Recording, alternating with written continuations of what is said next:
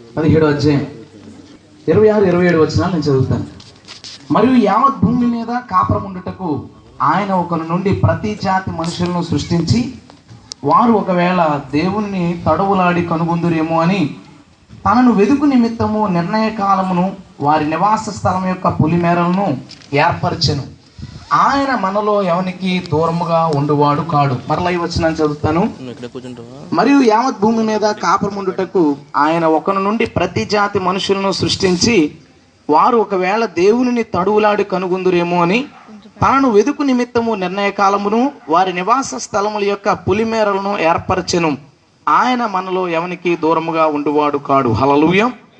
దేవుడు పౌలు ద్వారా ఈ మాటను పలికించాడు. ఆ మాటకు అర్థం ఏంటంటే, దేవుడు ఒకరి నుండి ప్రతి జాతి మనుషుల్ని సృష్టించాడంట. మనందరికీ పైన ఆదాము అనే ఒక ఆయన ఉన్నాడు. ఆయన నుంచే మన అన్ని జాతులు, అందరు మనుషులు పుట్టుకొచ్చాం. అంటే మనుషులే పుట్టుకొచ్చాం, జాతులు మనం కల్పించుకున్నాం అనుకోండి.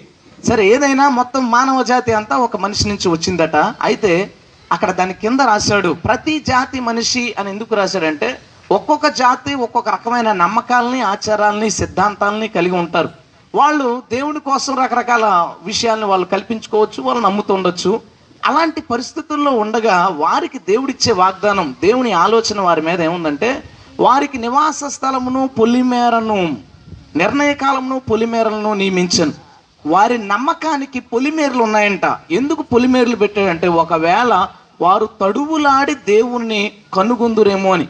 మనుషులందరూ నిజమైన దేవుణ్ణి కలిగి లేరు. మనుషులంతా నిజమైన దేవుణ్ణి తెలుసుకోలేరు. అయితే మనుషులందరూ నిజమైన దేవుణ్ణి తెలుసుకోవాలని వాళ్ళు ఏ జాతి మనుషులైనా, ఏ మత మనుషులైనా, ఏ ఉద్దేశాలతో ఉన్నా వారికి కొన్ని పొలిమేరలు పెట్టాడంట. పొలిమేర అంటే ఊరి చివరికి వెళ్తే ఉండేది పొలిమేర, దాటితే ఇంకో దాంట్లోకి వెళ్తాం. ప్రతి జాతి, ప్రతి మతంలోనూ దేవుని గూర్చిన విషయాలు ఉన్నాయంట. ఎవడైతే ఆ పొలిమేరను వెతుకుతూ టచ్ చేస్తాడో, తడువులాడుట అంటే చీకట్లో వెతుకుట అని అర్థం. కనబడకపోతే తడవులాడుతారు అంటారు వెతకడానికి. అంటే ఆ మతంలో లేదా ఆ నమ్మకంలో నిజమైన దేవుణ్ణి వెతకడానికి మనిషి గనక ప్రయత్నిస్తే వారికి ఒక పొలిమేర ఉందంట. నిర్ణయ కాలం కూడా ఉంది. అతను వెంటనే మారిపోడు. అతడు ఖచ్చితంగా తెలిసేసుకోవాలి అని కాదు. అతనికి ఒక టైం పెట్టాడు దేవుడు. నిర్ణయ కాలం ఉంది. ఆ టైంలో నిజమైన దేవుణ్ణి వెతకడానికి అతను తడువులాడినప్పుడు, తన మతంలో వెతికినప్పుడు, తన నమ్మకంలో వెతికినప్పుడు దేవుడు ఎక్కడో చోట దొరకడానికి అతనికి అవకాశం ఇస్తాడట. ఎక్కడో చోట దొరకడానికి అతనికి అందుబాటులో ఉంటాడంట. అందుకే కింద రాశాడు ఏమనంటే, ఆయన మనలో ఎవనికి దూరముగా ఉండువాడు కాడు. దేవునికి స్తోత్రం. హల్లెలూయా. నలుగురు పిల్లలు ఉంటే మనకి నలుగురు పిల్లలకి తండ్రి అందుబాటులోనే ఉంటాడు, తల్లి కూడా అందుబాటులోనే ఉంటుంది. పిల్లలు అందుబాటులో లేకుండా పోవాలి తప్ప తల్లిదండ్రులు ఎప్పుడు వాళ్ళకి అందుబాటులోనే ఉంటారు. ఒకడికి అందుబాటులో ఉండి ముగ్గురికి అందుబాటులో లేకపోతే అతను పక్షపాతి. మన దేవుడు పక్షపాతి కాదు. ఆయన యావత్ మానవ జాతికి సమీపంగా ఉన్నాడు. అయితే ఆయన్ని తెలుసుకోవాలంటే కొంచెం తడువులాడాలి, కొంచెం వెతకాలి.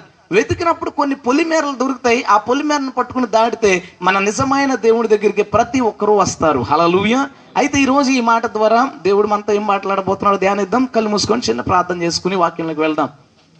పరిశుద్ధుడా దేవా, నువ్వు సహాయం చేయనా తండ్రి, నీకు స్తోత్రాలు. నువ్వు సహాయం చేయేసయ్యా, నీకు స్తోత్రాలు ప్రభువా. ఇప్పుడు మీరు మాతో ఉండకపోతే ఈ కూడిక వ్యర్థం ప్రభువా. కూడిక బాగా జరగడం అంటే జనం బాగా రావడం కాదు ప్రభువా. కూడిక బాగా జరగడం అంటే జనం నిన్ను బాగా ఆరాధించాలి. కూడిక బాగా జరగడం అంటే నీవు ప్రజలతో మాట్లాడాలి ప్రభువా. ఈ రెండు జరగనప్పుడు అది కూడికే కాదు. ఎంతమంది వచ్చినా, ఎంత ఆర్భాటాలతో జరిగినా అది నీకు ఇష్టమైన కూడిక కానే కాదు ప్రభువా. ఇక్కడ ప్రజలు నిన్ను నిజంగా హృదయపూర్వకంగా ఆరాధించడానికి కృపనిచ్చావు. నువ్వు మాట్లాడు ప్రభువా, నువ్వు మాట్లాడు. బహుశా ఎవరైనా నేనేం మాట్లాడతానని వచ్చున్నారేమో వారి హృదయాన్ని మార్చి ప్రభువా, నువ్వేం మాట్లాడతావని ప్రతి ఒక్కరు ఆలోచించడానికి సహాయం చేయి ప్రభువా. నేను కూడా అదే ఆశపడతా ఉన్నాను ప్రభువా, నువ్వేం మాట్లాడబోతా ఉన్నావని. చుట్టుపక్కల పరిస్థితులన్నిటిని అనుకూలపరచండి. అందరికి హృదయాలకి నీ ఆలోచన నేర్పించమని ప్రార్థిస్తా ఉన్నాను. దయలలో నువ్వు ఉండి నీ వాక్యాన్ని వింటా ఉన్నారు ప్రభువా. వారందరితోనూ మీరు మాట్లాడండి. ఇక్కడున్న ప్రతి బిడ్డతోనూ మీరు మాట్లాడండి ప్రభువా. పరిస్థితులన్నిటిని మాకు అనుకూలపరచండి. ప్రతిదీ నీ చిత్త ప్రకారము జరిగించండి ప్రభువా. నీకు స్తోత్రాలు. నీ ఆశ్చర్య కార్యాలు మా మధ్యన జరిగించమని, అయ్యా కూడిక వాక్య పరిచర్య మీద కూడా నీ అధ్యక్షతను ఉంచమని యేసునామమున అడిగి వేడుకొంచున్నాం తండ్రి, ఆమేన్. దేవునికి స్తోత్రం. హల్లెలూయా. ఆయన ప్రతివానికి, మనలో ప్రతివానికి ఆయన సమీపంగా ఉండేవాడు, ఎవరికి దూరంగా ఉండేవాడు కాడు అంట. దేవుడు అనే సబ్జెక్ట్ విషయంలో మానవ జాతిని కనుక విడదీస్తే రెండు భాగాలు అవుతారు. దేవుడు అనే అంశంలో మానవ జాతిని విడదీస్తే రెండు భాగాలు అవుతారు, నాస్తికులు, ఆస్తికులు. నాస్తికుడు అంటే దేవుణ్ణి నమ్మనోడు, దేవుడు లేడు అంటాడు. ఆస్తికుడు అంటే దేవుణ్ణి నమ్ముతాడు. ఎవరిని నమ్మినా కానీ దేవుడు అనే ఒక సబ్జెక్ట్ అతనికి ఉంటుంది. అంటే ఏ దేవుడిని నమ్మినా కానీ దేవుడు ఉన్నాడు అనే నమ్మకం అతనికి ఉంటుంది. దేవుడు ఇప్పుడు ఎవరెవరికి సమీపంగా ఉండాలంటే నాస్తికుడికి సమీపంగా ఉండాలి, ఆస్తికుడికి సమీపంగా ఉండాలి. ఎందుకంటే నాస్తికుడిని కన్నవాడు కూడా ఆ దేవుడే. దేవునికి స్తోత్రం, హల్లెలూయా. మన యేసయ్య, యేసుని నమ్మని వాళ్ళకి సమీపంగా ఉండాలి, అసలు దేవుడే లేడన్న వాళ్ళకి కూడా దగ్గరగా ఉండాలి. నాస్తికుడికి దేవుడు ఎలా దగ్గరగా ఉన్నాడు? మరి బైబిల్ ఏం చెప్తుంది? ఆయన మనలో ప్రతి వానికి సమీపంగా ఉన్నాడు, మనలో ఎవరికి దూరంగా ఉండువాడు కాడు అట. ఒకసారి నేను నర్సాపురం బైబిల్ కాలేజీలో కొంచెం మాట్లాడడానికని వెళ్ళాను. నర్సాపురం ఒక బ్రదర్ కోసం నేను వెయిట్ చేస్తున్నాను. ఒక చోట కూర్చున్నాను, అంటే జర్నీ చేసి వచ్చాను. కూర్చుని నేను ప్రార్థన చేసుకున్నాను, ప్రభువు నన్ను క్షేమకరంగా తీసుకొచ్చాను. కూర్చుని నేను జస్ట్ బైబిల్ ఓపెన్ చేసుకుంటాను. నా పక్కన ఒక అతను కూర్చున్నాడు. బ్రదర్ మీరు క్రిస్టియనా అన్నాడు. అవును అన్నాను. ఆయన అన్నాడు నవ్వుతూ, మీ భక్తులు ఏంటి బ్రదర్ అంతమాను భక్తి అంటారు, హిందువులేమో కొబ్బరికాయ పట్టుకుని వెళ్ళిపోతారు, ముస్లిమ్స్ ఏమో నెత్తి మీద టోపీ పెట్టుకుని మసీదుకి వెళ్ళిపోతారు, మీరేమో బైబిల్ పట్టుకుని బోళ్ళంత దూరాలు ప్రయాణం చేస్తారు, అసలు ఏంటిదంతా అన్నాడు. నేను అన్నాను ఎందుకంటే మీరే జాతి అన్నాను. ఎందుకంటే ముగ్గురిని అన్నట్టే ఇంకో జాతి ఏముంది నా ఈ లోకంలో అని నా క్యూరియాసిటీ. అసలు నరసాపురంలో హిందూ, ముస్లిం, క్రిస్టియన్ కాకుండా ఇంకొకటి ఎవడు ఉన్నాడని. ఆయన అన్నాడు నేను నాస్తికుని అన్నాడు. నాస్తికుడు అంటే నేను ఓకే మీరు దేవుడు లేడు అంటారు అంతే కదా అంటే అవును అన్నాడు. సరే అన్నాను, నేను కూర్చున్నాను. ఆయన అన్నాడు దేవుడు ఉన్నాడని మీరు ఎందుకు నమ్ముతారు అన్నాడు. అంటే నేను మాట్లాడలేదు, నాస్తికుడి గురించి నాకు తెలుసు. అతను అన్నాడు దేవుడు ఉంటే నాకు కనబడితే నేను కూడా నమ్ముతాను అన్నాడు. నాస్తికుడి మాట తీరు ఏంటంటే, నాస్తికుడి ఆలోచన ఎలా ఉంటుందంటే అతనికి ఏది కనబడితే దాన్నే నమ్ముతాడు, కనబడని దాన్ని నమ్మడు. కానీ నాస్తికులకు లవ్ స్టోరీలు ఉంటాయి. నా మనసు ఆమెకి ఇచ్చేసాను అంటాడు. ఏదేది కనబడిందా అంటే కనబడదు. వాళ్ళు తమ వ్యక్తిగత జీవితంలో కనబడని వాటిని నమ్ముతారు, కానీ దేవుడు అనే విషయానికి వచ్చేసరికి కనబడేదాన్ని మాత్రమే నమ్ముతారు. దేవుడు నాకు కనబడలేదు, కనబడితే నేను నమ్ముతాను అన్నాడు. నేనేం మాట్లాడాల. ఆయన అన్నాడు మీ బైబిల్ ఏమో సృష్టి ఒకలాగా అని చెప్తుంది, హిందూయిజం ఏమో ఒకలాగా అని చెప్తుంది, కానీ సృష్టి ఎలా జరిగిందో తెలుసు అన్నాడు. సరేలే మాట్లాడుతున్నారు కదా అని సరే చెప్పండి అన్నాం. సూర్యుడి నుంచి పెద్ద విస్ఫోటనం వచ్చింది, దాంట్లోంచి భూమి రాలిపోయి బయటకు వచ్చింది. ఆ వేడి కరిగిపోయింది, చల్లారిపోయింది. ఆ తర్వాత భూమి మీద మంచు వచ్చింది, మంచు కరిగిపోయి నీళ్ళు వచ్చినాయి. నీళ్ళన్నీ పల్లాలకు వెళ్ళిపోయి సముద్రాలైనవి, చిన్న చిన్న పల్లాలు ఉంటాయి, నదులు, చెరువులైనవి. ఆ తర్వాత నీటిలో ఒక జీవి పుట్టింది, దాని పేరు సైనికో బాల్మిన్. దాని తర్వాత ఇంకో జీవి పుట్టింది, దాని తర్వాత పారమిషన్ పుట్టింది, అమీబా పుట్టింది, దాని తర్వాత ఇంకో జీవి పుట్టింది, ఇంకో జీవి పుట్టింది అని చెప్పుకుంటూ వచ్చాడు లైను. తర్వాత పాము పుట్టింది, పాము నుంచి ఇంకో జీవి పుట్టింది, అలా అలా అలా చెప్పి కుక్క అన్నాడు, నక్క అన్నాడు, గేదె అన్నాడు, తర్వాత కోతి అన్నాడు, కోతి తర్వాత చింపాంజీ అన్నాడు, చింపాంజీ తర్వాత మనిషి పుట్టాడు అన్నాడు. నేను నిజమేనంటారా ఇది అంతా అన్నాను. అవును నిజమే. నాకు కొంచెం డౌట్లు ఉన్న సమాధానం చెప్తాను. నాస్తికుడు ఆలోచన ఎలా ఉంటుందంటే ఎవరినైనా ప్రశ్నిద్దాం అనుకుంటాడు, కానీ తన నమ్మకాన్ని మాత్రం ప్రశ్నించుకోడు. అదే మనిషి యొక్క ఆజ్ఞ. ఎవరినైనా క్వశ్చన్ చేద్దాం, ఏ మతమోడు దొరికినా సరే ప్రశ్నిద్దాం అనుకుంటాడు, కానీ తన నమ్మకాన్ని ప్రశ్నించుకోడు. నేను అన్నాను ఒక జీవి నుంచి ఒక జీవి, ఒక జీవి నుంచి ఒక జీవి పుట్టింది కదా, కోతి నుంచి మనిషి పుట్టాడు కదా, మనిషి నుంచి ఇంకో జీవి పుట్టలేదు ఏంటని అడిగాను. చూశాడు, ఆలోచించడం మొదలుపెట్టాడు. నేను అనుకున్నాను దేవానికి స్తోత్రం, ఆలోచించేవాడు ఒకడు దొరికాడని. హల్లెలూయా. ఎందుకంటే అందరూ ఆలోచించే వాళ్ళు ఉండరు, ఎవడరా నువ్వు అని కాలు పట్టుకునే వాళ్ళు ఉంటారు. ఆలోచించాడు, సమాధానం లేదు. నేను అన్నాను మిమ్మల్ని ఎవడన్నా పశువు అని తిరిగితే కోపం వస్తుంది అన్నాను. అవును వస్తుంది అన్నాడు. మీరు కోతి నుంచి వచ్చారు కదా, కోతి పశువు అయితే నువ్వు కూడా పశువుగా అన్నాను. మళ్ళీ ఆలోచిస్తున్నాడు ఆయన, కోపట్ల ఆలోచిస్తున్నాడు. సరే బాణం, ఈ జీవులన్నీ ఒకదాని నుంచి ఒకటి వచ్చాయి అన్నారు కదా, భూమి ఎక్కడి నుంచి వచ్చాను అన్న, సూర్యుడి నుంచి అన్నాడు. మరి సూర్యుడు ఎక్కడి నుంచి వచ్చాడు అన్నాను. మళ్ళీ ఆలోచించడం మొదలెట్టాడు. దానికి కూడా సమాధానం లేదు ఆయన దగ్గర. మళ్ళీ ఆలోచించి నా ఇంకా చూస్తున్నాడు పైకి కిందకి. నేను అన్నాను అన్న ఏ జీవికి భాష లేదు, భావం ఉంది, భావ వ్యక్తీకరణ ఉంది. బాధ వచ్చినప్పుడు అరుస్తుంది, సంతోషం వచ్చినప్పుడు ఇంకోలా బిహేవ్ చేస్తుంది, పిలిచేటప్పుడు ఒకలా అరుస్తుంది, కానీ దానికి భాష లేదు, భావ వ్యక్తీకరణ ఉంది. మనిషి ఒక్కడికి మాత్రమే భాష ఎందుకు ఉంది అని అడిగాను. దానికి సమాధానం లేదు, ఆలోచిస్తున్నాడు. అన్న కోతి బట్టలు వేసుకోదు కదా, చింపాంజీ బట్టలు వేసుకోదు కదా, నువ్వెందుకు బట్టలు వేసుకుంటున్నావు అని అడిగాను. మరి పశువు నుంచి వచ్చినప్పుడు పశువులాగే ఉండాలి కదా, మళ్ళీ బట్టలు ఎందుకు వేసుకోవాలి, ఈ తేడా ఎందుకు వచ్చిందని అడిగాను. ఆలోచించాడు. దానికి సమాధానం లేదు.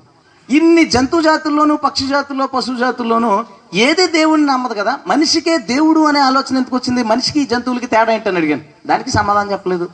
దేనికి కుటుంబ వ్యవస్థ లేదు కదా, ఏది పెళ్లిళ్ళు చేసుకోలేదు, దాని ఇష్టం, దానికి రూల్స్ లేవు, సిద్ధాంతాలు లేవు, కోర్టులు లేవు, ఏమీ లేవు. మనిషికి మాత్రమే కోర్టులు, సిద్ధాంతాలు, రూల్స్, కుటుంబ వ్యవస్థ ఎందుకు ఉన్నాయి, దీనికి దానికి తేడా ఏంటని అడిగాను. దానికి కూడా సమాధానం లేదు. ఏ జీవి తను నచ్చినట్టు బతుకుద్ది, మనిషి మాత్రం పక్కోడికి నచ్చినట్టు బతకాలని ఆలోచిస్తారు. అసలు ఈ తేడా ఎందుకు వచ్చిందని అడిగాను. దానికి కూడా సమాధానం లేదు. నేను అన్నాను, ఒకసారి ప్రశ్నించడం మానేసి బైబిల్ చదవండి బ్రదర్, దీని అంతటికి మీ ప్రశ్నలంతటికి ఇది సమాధానం చెప్తుందని చెప్పాను. హల్లెలూయా. నాస్తికుడు ప్రశ్నించడం కంటే తనను ప్రశ్నించుకుంటే ఖచ్చితంగా దేవుడి గురించి అన్వేషణ ప్రారంభమవుతుంది. దేవుడు నాస్తికుడు కూడా సమీపంగా ఉన్నాడు. నాస్తికుడు ఉద్దేశం ఒకటే, నాకు కనిపిస్తే నమ్ముతాను అని. ఒకసారి నేను ఒక మ్యాగజైన్కి అప్లికేషన్ పెడదామని ఒక చోటకి వెళ్ళాను. వాళ్ళందరూ నాస్తికులట. నేను కూర్చుని క్రిస్టియన్ మ్యాగజైన్ అనగానే వాళ్ళు నవ్వి, బ్రదర్ మీరు దేవుడిని నమ్ముతారా? మేము దేవుడిని నమ్మమన్నారు. వాళ్ళ వయసులో ఒక 80 సంవత్సరాలు 70 సంవత్సరాలు ఆ వయసులో ఉన్నవాళ్ళు. నేను వాళ్ళతో కూర్చున్నాను, కాసేపు ఫ్రెండ్లీగా మాట్లాడుతున్నాను. అసలు నాస్తికుడి ఆలోచన ఎలా ఉంటుందని ఫస్ట్ నాకు నాస్తికుడు పరిచయం అయిన సందర్భం అదే. వాళ్ళు మాట్లాడుతూ మేము కనిపించేదాన్నే నమ్ముతాం, కనిపించని దాన్ని నమ్మరు అన్నారు. అవునా బ్రదర్ అన్న అయిపోయింది. కాసేపు కావాలనే వేరే టాపిక్ మాట్లాడి నేను ఆయనతో సడన్గా బ్రదర్ గాలి ఉందా అని అడిగాను. ఆయన అన్న ఉంది అన్నాడు. కనిపించట్లేదు కదా మీరు ఎందుకు నమ్మారు? ఆయన అన్నాడు ఒకసారి జస్ట్ తడుముకుని, నేను దాన్ని అనుభవిస్తున్నాను కాబట్టి నాకు తెలుసు గాలి ఉందన్న. నేను అన్నాను, ఏ క్రైస్తవునన్నా కదపండి, వారు దేవుణ్ణి అనుభవిస్తున్నారు కాబట్టి నమ్ముతున్నారు. హల్లెలూయా. దేవుణ్ణి అనుభవిస్తున్నాం, దేవుడి ఆదరణ అనుభవిస్తున్నాం, దేవుడి హెచ్చరిక అనుభవిస్తున్నాం, దేవుని ప్రేమను అనుభవిస్తున్నాం, అందుకే మనం నమ్ముతాం. ఒకసారి అనుభవించడం మొదలు పెడితే వాళ్ళు కూడా నమ్ముతారు. వాళ్ళ కోసం ప్రార్థన చేయాలి. హల్లెలూయా. దేవుడు నాస్తికులకి ఎలా సమీపంగా ఉన్నాడు నన్ను అడిగితే, ఒక నాస్తికుడికి దేవుడు సమీపంగా ఉన్నంత బాగా ఏ ఆస్తికుడికి సమీపంగా లేడు. దేవుడు అనే ఆలోచన ఉన్నవాడి కంటే దేవుడు లేడు అనే ఆలోచన ఉన్నవాడికే దేవుడు బాగా దగ్గరగా ఉన్నాడు. ఎలా దగ్గరగా ఉన్నాడంటే, ఇతను చూస్తే గానీ నమ్మడు కదా. బైబిల్ ఒక మాట చెప్తుంది, రోమాపత్రిక 1వ అధ్యాయం 19వ వచనం. ఎందుకనగా దేవుని గురించి తెలియ సఖ్యమైనదేదో అది వారి మధ్య విశదమై ఉన్నది, దేవుడు అది వారికి విశదపరచెను. ఆయన అదృశ్య లక్షణములు అనగా ఆయన నిత్య శక్తియు దేవత్వమును జగదుత్పత్తి మొదలుకుని సృష్టించబడిన వస్తువులను ఆలోచించుట వలన తేటపడుచున్నది గనుక వారు నిరుత్తరులై ఉన్నారు. దేవుడట వారికి చెప్పాల్సిన విషయాన్ని చెప్పాడట, దానివల్ల వాళ్ళు నిరుత్తరులై ఉన్నారు. అంటే దానికి సమాధానం చెప్పలేని పరిస్థితుల్లో పడ్డారట. ఏంటి వారికి చెప్పవలసింది చెప్పాడంటే, సృష్టి యావత్తును జగదుత్పత్తి మొదలుకొని సృష్టించబడిన ఏ వస్తువుని చూసినా దేవుని అదృశ్య లక్షణములు, నిత్య శక్తి, దేవత్వము అందులో కనబడుతుందంట. దేవుని అదృశ్య లక్షణములు, నిత్య శక్తి సృష్టించబడిన ప్రతి వస్తువులోనూ కనబడుతుందంట. ఇది నాకు కనబడుతుంది వస్తువు, ఇది అదృశ్యమైందా? దృశ్యమైందే. ఇక్కడ కనబడే ప్రకృతిలో ప్రతి వస్తువు మనిషికి కనబడేదే. కానీ దేవుని వాక్యం అంటుంది, సృష్టించిన ప్రతి వస్తువుని గురించి ఆలోచించుట వలన, చూచుట వలన కాదు, ఆ వస్తువు గురించి ఆలోచించుట వలన దేవుని యొక్క అదృశ్య లక్షణాలు, నిత్యశక్తి కనపడతాయంట. దానివల్ల వాళ్ళు సమాధానం చెప్పలేని పరిస్థితికి వెళ్తారంట. ఎవరో ఒక ఆయన జే థామ్సన్ అని ఒక ఆయన, బహుశా 8వ తరగతి 9వ తరగతి చదివే వాళ్ళకి తెలుస్తుంది. నాకు 9వ తరగతిలో వచ్చింది ఆ సిలబస్, మేము చదువుకునేటప్పుడు. ఇప్పుడు ఎంత వచ్చిందో తెలియదు. ఈయన పరమాణు సిద్ధాంతం అనే దాన్ని ఒకటే ప్రతిపాదించాడు. పరమాణు సిద్ధాంతం అంటే ఏంటంటే, ఏ పదార్థాన్నైనా బాగా చిన్నగా చేసేస్తే కంటికి కనిపించినంత స్థాయికి వెళ్ళినప్పుడు దాన్ని అణువు అంటారు. దాన్ని ఇంకా మైక్రోస్కోప్తో చూస్తే, దాన్ని ఇంకా ముక్కలు చేస్తే, ఇంకా చిన్నగా చేస్తే, ఇక చిన్నది చేయడానికి అవకాశం లేని స్థాయికి అది వెళ్తుంది. దాన్ని పరమాణువు అంటారు. ఆ పరమాణువులో ఎలక్ట్రాన్లు, ప్రోటాన్లు, న్యూట్రాన్ అని 3 రకాల అణువులు, ఒక 3 రకాల శక్తులు తిరుగుతాయి.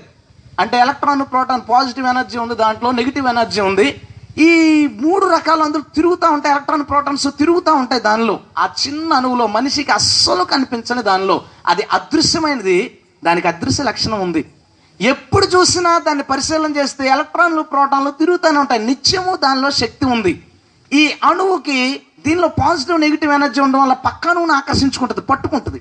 అలా కొన్ని పరమాణువులు కలిసి అణువు అవుతుంది, కొన్ని కోట్ల అణువులు కలిసి పదార్థం అవుతుంది.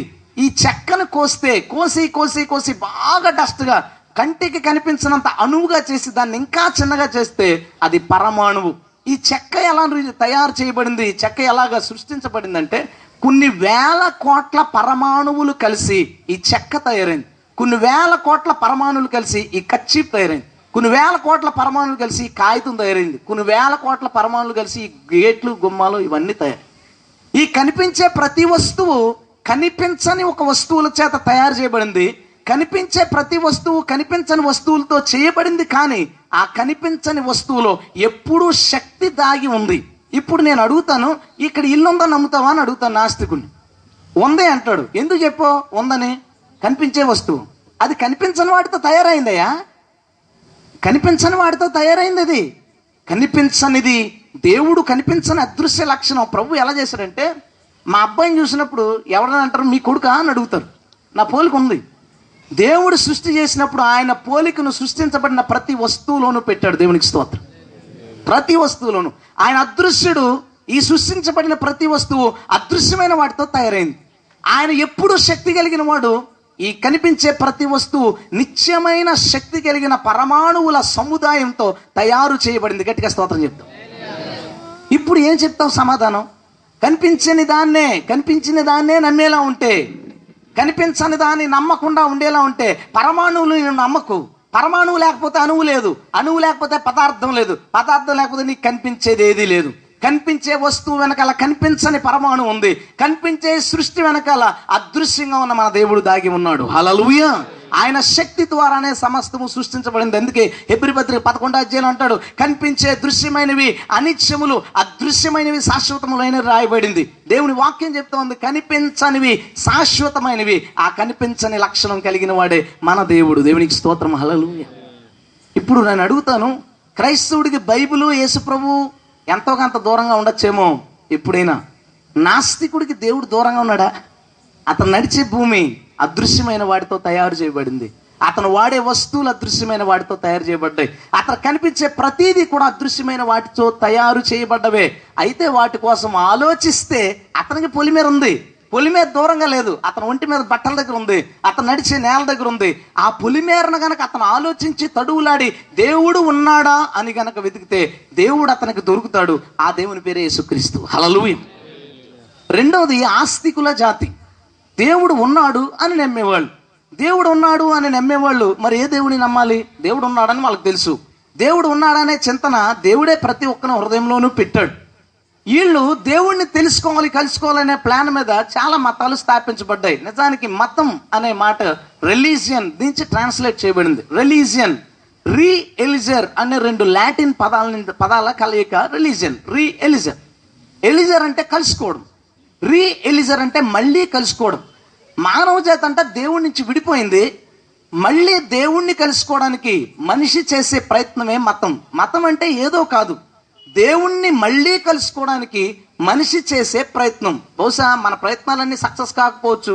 మనిషి కొన్ని చేయగలడు, కొన్ని చేయలేడు. నేను ఈ సెల్ తీసి నేలకేసి కొట్టి పాడు చేయగలను, కానీ నేను దీన్ని బాగు చేయలేను. దీన్ని బాగు చేయాలంటే ఎవడో కూడా కావాలి ఆ రిపేర్ చేసేవాడు. మనిషి తప్పు చేసి దేవునికి దూరం అయ్యాడు. మళ్ళీ మనిషి దేవుణ్ణి కలుసుకోవాలనే ప్రయత్నం ప్రారంభించాడు. ఆ ప్రయత్నంలోంచి ఎన్నో మతాలు పుట్టుకొచ్చాయి.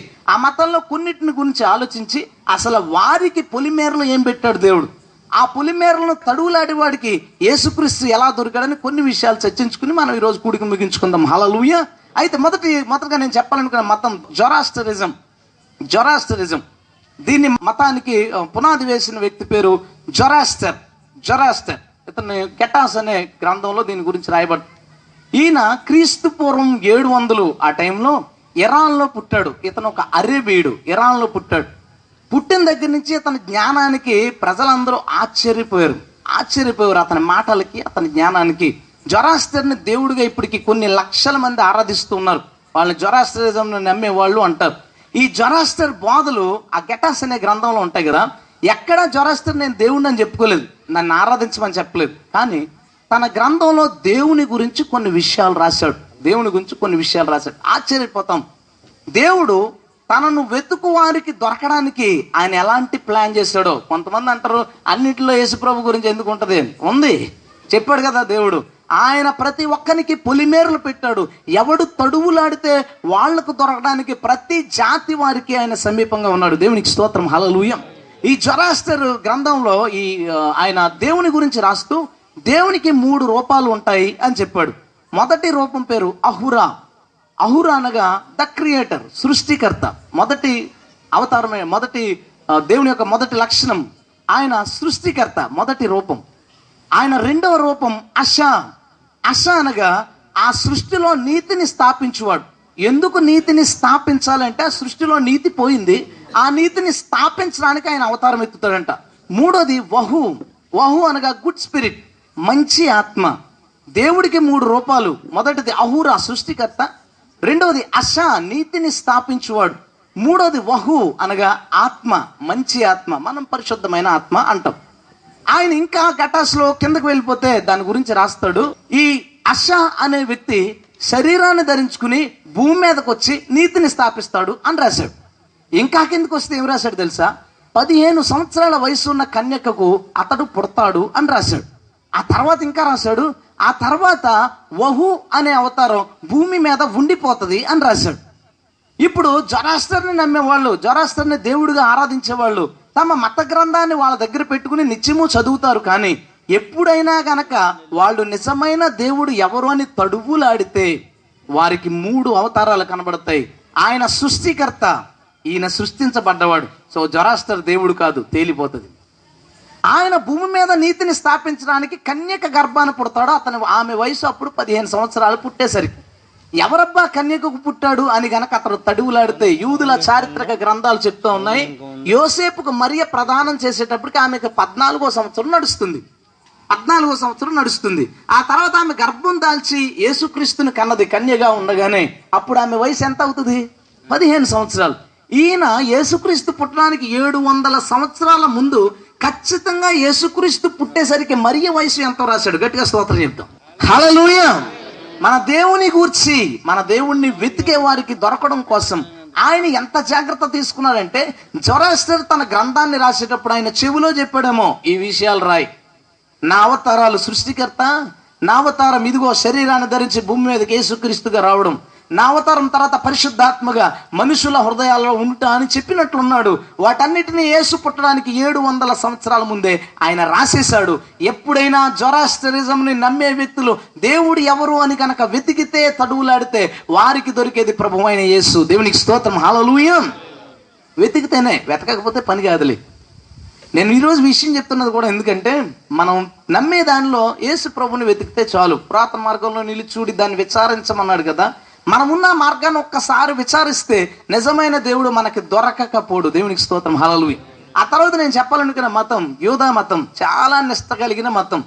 మనం హిందువులు కానీ మనం కానీ మనకున్న నిష్ట కంటే యూదుల నిష్ట చాలా విపరీతమైంది. దేవుని కోసం ఎవరైనా చంపడానికి కానీ, దేవుని కోసం చచ్చిపోవడానికి కానీ వాళ్ళు ఎప్పుడు రెడీగానే ఉంటారు. అంటే చంపడానికి ఎక్కువ ఇష్టపడకపోయినా వారి మతంలో ఎవరైనా తమ మత గ్రంథమైన తోరాను అధిరోహిస్తే, దాన్ని గనక అవిధేయత చూపిస్తే చంపడానికి కూడా వాళ్ళు వెనకాడరు. అలాంటి మత నిష్ట కలిగిన వారు యూదులు.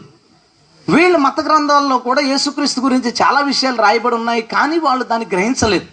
అందులో సౌలు అనే ఒక అతను ఉన్నాడు. అతను ఆ మత గ్రంథంలో చాలా నిష్ణాతుడు. ఏ మూలన ఏది అడిగినా తోరాలోంచి కానీ తమ ప్రవక్తల గ్రంథాల్లోంచి కానీ అలవోకగా చెప్పగల సమర్థుడు. అయితే ఆయనకి క్రైస్తవులు అంటే మహా చిరాకు, అసహ్యం. ఎక్కడన్నా క్రైస్తవులు కూడుకుంటే ఇంటికి వెళ్ళిపోయి వాళ్ళని బయటికి లాగేయడం, కొంతమందిని చంపేయడం చేస్తాడు. అది అతనికి ఆహారంలో ఫీల్ అవుతాడు అనమాట. బిర్యానీ దొరికినట్టు దొరుకుతారు. క్రైస్తవుడు కనబడితే అతనికి అంత సంతోషం, కొట్టడానికి, చంపడానికి. తన మత గ్రంథాన్ని తను చదువుతున్నాడు, కానీ దానిలో ఉన్న సంగతులు అతనికి అర్థం కాలేదు. చదివేస్తున్నాడు, ఎవరు అడిగినా దాన్ని చెప్పగలుగుతున్నాడు. అలా కొంతకాలం గడిచింది. క్రైస్తవులు హింసిస్తూ ఉన్నాడు. ఒకసారి దమస్క్ అనే టౌన్లో క్రైస్తవులందరూ పెద్ద ప్రేయర్ పెట్టుకున్నారన్న సంగతి తెలిసింది. అక్కడికి వెళితే అందరినీ ఒకసారి వేసేయచ్చు కదా అని గవర్నమెంట్ నుంచి పర్మిషన్ తీసుకుని కొంతమందిని వేసుకుని దమస్క్ పట్టణానికి బయలుదేరి వెళ్తా ఉండగా దారిలో ఒక గొప్ప వెలుగు అతన్ని కట్టింది, చుట్టుమిట్టింది. కింద పడిపోయిన తర్వాత ఒక స్వరం వినపడుతుంది, సౌలా సౌలా నన్ను ఎలా హింసించుచున్నావు. ఈయన అంటాడు, ప్రభువా నీవెవడు. ఆయన ఎవడో తెలియకుండా ప్రభువుని ఎందుకన్నావు? ఆ వెలుగు అలాంటిది. స్తోత్రం చెప్పు. ప్రభువా నువ్వెవడు అంటే ఆయన అంటాడు, నేను నీవు హింసించుచున్న యేసును. సౌలు హింసిస్తున్నది క్రైస్తవుల్ని కానీ క్రీస్తుని కాదు కదా. కానీ ఆయన అంటున్నాడు, నీవు నన్ను హింసిస్తున్నావు. మన పిల్లోడికి అర్ధరాత్రి ఏ దగ్గు వచ్చి, చిన్న పిల్లోడికి పదే పదే దగ్గుతూ కళ్ళలోంచి నీళ్ళు వచ్చేస్తా ఉంటే తల్లి కళ్ళలోంచి నీళ్ళు వస్తాయి. ఆ బిడ్డ దగ్గుతుంటే తల్లికి ఆయాసం వస్తుంది. ప్రేమ తల్లి కన్నా ఎక్కువ ప్రేమించాడు కాబట్టి కింద క్రైస్తవులను కొడుతుంటే పైన అతను నలిగిపోతున్నాడు. హల్లెలూయా. ఆ మాట నాకు ఎంత ఇష్టం అంటే, ప్రభువా నేను పడే ప్రతి బాధని చూసి నా కోసం నాకంటే ఎక్కువ బాధపడుతున్న దేవుడివి, ఎలాంటి బంధం నాకు ఎక్కడ దొరుకుతుంది ప్రభువా? హల్లెలూయా. నేను నీవు హింసించుచున్న యేసును. వెళ్ళిపోయాడు, మార్పు పొందాడు. 3 రోజులు ఉపవాసం ఉండి ఏడ్చాడు. 3వ రోజున అతని కంటికి ఉన్న పొరలు రాలేయి. ఈసారి తోరా చదువుతున్నాడు. తన గ్రంథమంతా తనతో మాట్లాడిన వాడే కనబడుతున్నాడు. స్తోత్రం చెప్దామా? యేసు ఒకని మతంలో ఒకనికి కనపడాలంటే అతని కంటికి కొన్ని పొరలు ఉంటాయి. నా మతం గొప్పది, నేను చేసేదే కరెక్టు, ఎదుటోడు నాకు ఇష్టం లేదు, వాళ్ళ పద్ధతులు నాకు ఇష్టం లేదని పొరలు ఎవరైతే కలిగి ఉంటారో వాళ్ళు తమ గ్రంథాన్ని ఎంత చదివినా ఎంత విన్నా దానిలో సంగతులు కనబడవు. ఎవరికైతే అసలు ఏది సత్యం ఏది అసత్యం అనే ఆలోచన కలిగి ఉంటాడో, అంటే కంటికి పొరలు లేనివాడు, పొరగడితే మసకగా కనబడుతుంది, ఏదైనా మసకగా కనబడుతుంది. ఎంత తేటగా ఉన్నది చూపించినా మసకగా కనబడుతుంది. ఆ పొరలు రాలిపోయాయి. ఈసారి తన మత గ్రంథంలో ఉన్న క్రీస్తును వెతకడం మొదలు పెడితే తన మత గ్రంథంలో తోరాలో కానీ ప్రవక్తల గ్రంథాల్లో కానీ మొదటి నుంచి చివరి దాకా ప్రతి అధ్యాయంలోనూ అతడు యేసుక్రీస్తును కనుగొన్నాడు. దేవునికి స్తోత్రం. హల్లెలూయా. కనుగొని వదిలేదు. యేసుక్రీస్తు పుట్టుక గురించి రాయబడింది, ఆయన ఎదుగుదల గురించి రాయబడింది, ఆయన ఎలాంటి సువార్త చేస్తాడో రాయబడింది, ఆయన ఎలా చనిపోయాడో రాయబడింది. ఈ సంగతులన్నీ తీసుకుని యేసుక్రీస్తు క్రైస్తవం అంటే అసహ్యమైన తమ యోధా జాతిలోకి వెళ్ళిపోయి కొన్ని లక్షల మంది యూదుల్ని క్రైస్తవులుగా మార్చాడు. గట్టిగా స్తోత్రం చెప్పాలి. తన నివాస స్థలములో ఆయన పొలిమేరలు పెట్టాడు. తన నివాస స్థలంలో పొలిమేరలను ఆధారం చేసుకునే ఆ యూదా మతంలో కొన్ని లక్షల మందిని అతడు క్రీస్తు వైపుకు నడిపించడానికి దేవుడు కృప చూపించాడు. హల్లెలూయా. మరొక నిష్ఠ కలిగిన మతం ఇస్లాం మతం. వీరి మత గ్రంథము ఖురాన్. ఈ మత గ్రంథాన్ని రాసిన వ్యక్తి ముహమ్మద్. కొంతకాలం క్రితం టర్కీ అనే ప్రాంతంలో ఒక దంపతులు ఉన్నారు. ఆమెకి ప్రెగ్నెన్సీ వచ్చింది. ప్రెగ్నెంట్గా ఆమె ఉన్నప్పుడు ఆమె కడుపుకి ఇన్ఫెక్షన్ వచ్చిందంట. ఇన్ఫెక్షన్ రావడం వల్ల మీ బిడ్డ చచ్చిపోతాడు ఖచ్చితంగా అని చెప్పారు. ఆమె తన అల్లాకి చాలా మొక్కిందంట, నువ్వు గనక ఈ బిడ్డను పుట్టిస్తే ఈ బిడ్డను నీకు అర్పిస్తాను, నీ సేవకు అర్పిస్తాను అందంట. డాక్టర్లు అందరూ చెప్పారు ఖచ్చితంగా బ్రతకడు, బిడ్డ బ్రతకడు. ఆశ్చర్యంగా బిడ్డ బతికాడు. డెలివరీలో అతనికి మేరియా యూసఫ్ అనే పేరు పెట్టింది. ఇతను 13 సంవత్సరాల కంటే చిన్న వయసులో ఉన్నప్పుడు కేరళ వచ్చేసారు. భారతదేశంలోనే కేరళ, టర్కీ నుంచి కేరళ వచ్చిన తర్వాత ఈ మేరియా యూసఫ్ అనే అతను మరి సేవకి ఇచ్చేస్తానంది కదా వాళ్ళమ్మ. అందుకని మిగిలిన పిల్లల్ని చదివించుకుంది. ఇతన్ని మాత్రం ఖురాన్ కాలేజీలో జాయిన్ చేసింది. అక్కడ ఆయన దాన్ని నేర్చుకున్నాడు. బాగా నేర్చుకుని మసీదుల్లో వాక్యం చెప్పేవాడు, ఇమామ్గా పనిచేసేవాడు. 10 సంవత్సరాల పాటు అరబిక్ భాషను, తన మత గ్రంథానికి సంబంధించిన ఇతర పుస్తకాలని బాగా ధ్యానం చేశాడు. చాలాసార్లు క్వశ్చన్ అవర్లో పాల్గొన్నాడు. ఎంతమంది క్రైస్తవులు ప్రశ్నించిన విచిత్రమైన సమాధానాలు చెప్పేవాడు. అంత తెలివైనవాడు. ఒకసారి ఒక క్రైస్తవుడు ప్రశ్నించాడంట, హూ ఈజ్ జీసస్ అని, యేసుక్రీస్తు ఎవరు అని ప్రశ్నించాడు. ఇతను అన్నాడు అతడు దేవుడు కాదు అని. ఓకే, అతను కూర్చుండిపోయాడు. ఇంకొకసారి క్వశ్చన్ అవర్లో ఎవరు వచ్చి అడిగారంట, ఎవరు యేసుక్రీస్తు ఎవరు అని. ఆయన దేవుడు కాదు అన్నాడంట. అతను మళ్ళా ఇంకో ప్రశ్న వేశాడు, నేను యేసుక్రీస్తు దేవుడా కాదా అని అడగలేదు, అసలు యేసుక్రీస్తు ఎవరు అని అడిగాను. ఇతను ఆలోచించడం మొదలుపెట్టాడంట, నిజమేగా అసలు యేసుక్రీస్తు ఎవరు?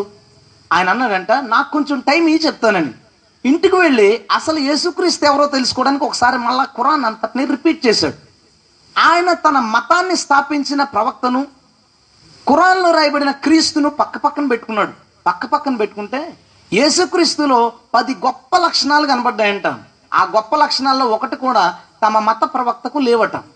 ఆలోచించాడు, ఇదేంటి మన మత ప్రవక్త కంటే ఈయన గొప్పవాడిగా కనబడుతున్నాడు. ఆయన గురించి దేవుని ఆత్మని రాయబడింది, దేవుని వాక్యం అని రాయబడింది.